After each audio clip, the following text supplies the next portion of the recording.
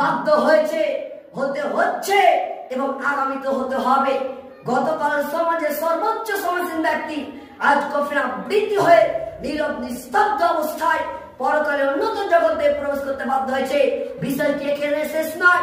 মাতৃগর্ভে অবস্থানকালে অবধি শিশুটি এই পৃথিবীর বিশালতা সম্পর্কে সামান্য অনুভব করেনি, তাই বলে চলমান পৃথিবীর কিরকম উপস্থিত ছিল না।